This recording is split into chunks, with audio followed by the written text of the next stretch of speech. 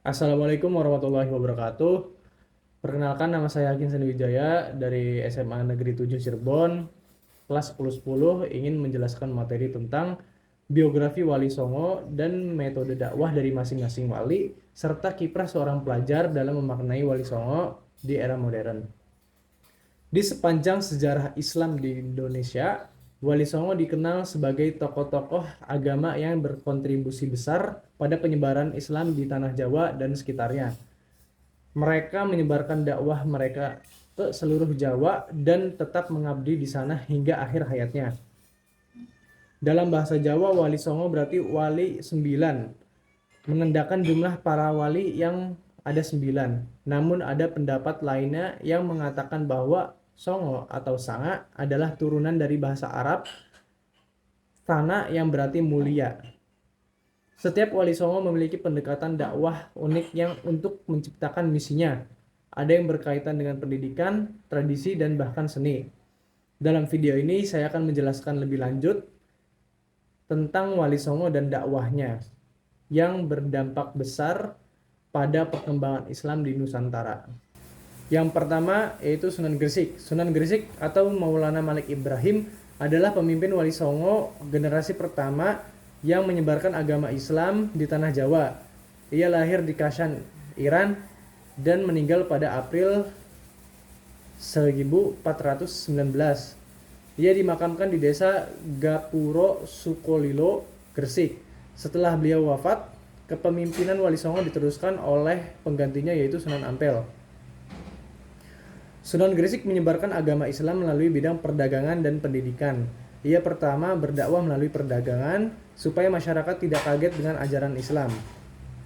Selain itu, Sunan Gresik juga melakukan dakwah melalui bertani yang membuat masyarakat mulai menerima ajaran Islam secara perlahan. Ketika Islam mulai diterima oleh masyarakat, Sunan Gresik membangun surau di kediamannya di Desa Sawo, Gresik, yang berfungsi sebagai tempat beribadah dan pondok pesantren. Yang kedua, Sunan Ampel. Ali Rahmatullah atau yang dikenal dengan Sunan Ampel adalah seorang wali yang menyebarkan agama Islam di tanah Jawa. Lalu Sunan Ampel lahir pada tahun 1401 Masehi di Campa, serta diperkirakan tutup usia pada tahun 1841 di Demak. Sunan Ampel adalah putra dari Syekh Maulana Ibrahim Asmo Rokondi dengan Dewi Chandrawulan. Sunan Ampel melakukan dakwah di tanah Jawa dengan metode Moh Limo atau 5 dasar ajaran Islam yang isinya sebagai berikut. Yang pertama, moh main, tidak berjudi. Moh ngombe, tidak mabuk. Moh maling, tidak mencuri. Moh madat, tidak candu. Moh madon, tidak berzina. Yang ketiga, Sunan Bonang. Sunan Bonang atau Raden Makdum Ibrahim merupakan Wali Songo yang lahir di ujung Galuh atau Surabaya pada tahun 1465 dan meninggal pada tahun 1525 di Pulau Bawean. Ia merupakan putra dari Sunan Ampel dan Nyai Ageng Manila. Sebagai seorang pendakwah di Islam tanah Jawa, Sunan Bonang menggunakan pendekatan budaya di bidang sastra dan seni hingga mendapat julukan seniman. Sunan Bonang menggunakan gamelan sebagai media dakwah Islam di Jawa. Ia mahir memainkan alat musik gamelan sehingga banyak masyarakat yang senang dan dijadikan sebagai media dakwahnya. Yang keempat, Sunan Derajat. Raden Qasim atau Sunan Derajat lahir di ujung Galuh atau Surabaya pada 1470. Ia merupakan adik dari Sunan Bonang. Cara dakwah yang dilakukan oleh Sunan Derajat diantaranya: 1. Membangun resep tiasing sasama, membuat senang hati orang lain. Jroning suka kudu eling lan waspada, dalam keadaan gembira hendaknya tetap ingat Tuhan dan selalu waspada. Laksitaning subrata tan nyipa marang pringga bayaning lampah. Dalam mencapai cita-cita luhur, jangan menghiraukan halangan dan rintangan. Meper hardaning pancadria, senantiasa berjuang untuk menekan hawa nafsu duniawi. Hening henu, dalam diam akan dicapai keheningan, dalam hening akan dicapai jalan kebebasan mulia.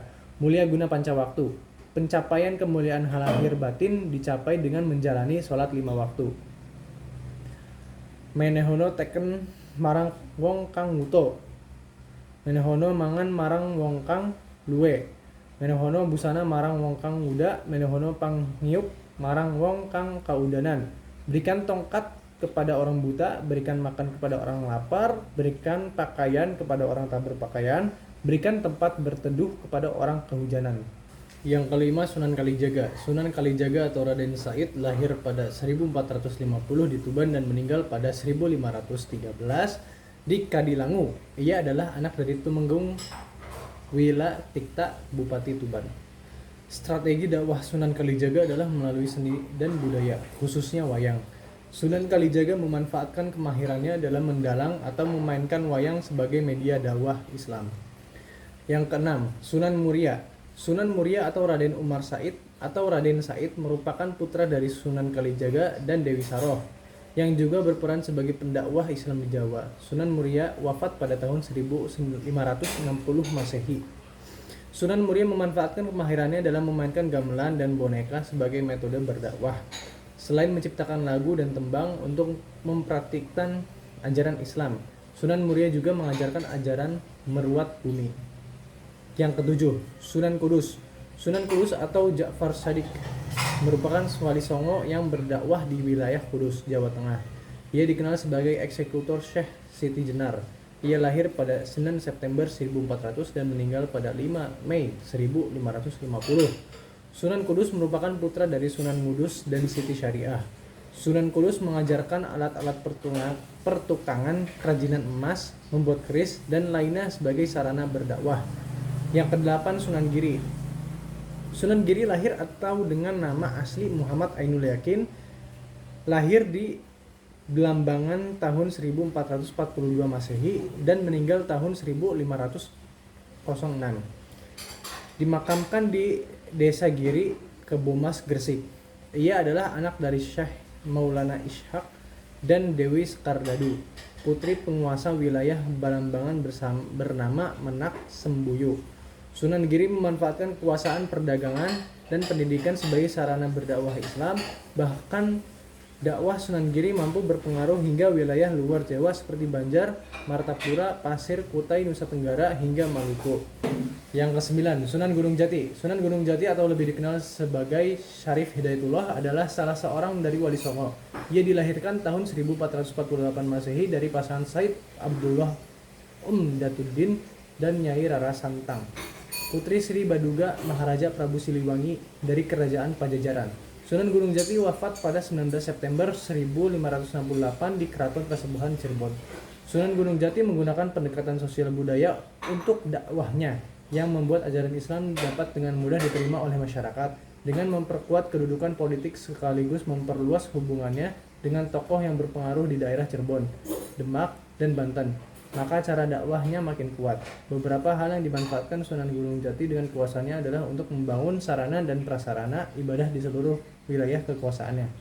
Lalu kiprah seorang pelajar dalam memaknai Wali Songo di era modern, yaitu kita harus selalu giat dalam bekerja dan tidak malas. Hal ini sesuai dengan yang dicontohkan perilaku dari Sunan Gresik yang selalu giat dalam mengajarkan agama Islam di tanah Jawa. Selalu mengajarkan sikap bijaksana seperti pada Sunan Bonang yang menyebarkan agama Islam melalui kesenian rakyat pada saat itu. Wali Songo mengajarkan kita untuk musyawarah terlebih dahulu untuk mencapai mufakat sebelum mengambil keputusan yang kurang tepat. Hal ini seperti yang diajarkan oleh Sunan Gunung Jati atau Syarif Hidayatullah. Terima kasih, sekian dari saya. Apabila ada kekurangan mohon dimaafkan. Wassalamualaikum warahmatullahi wabarakatuh.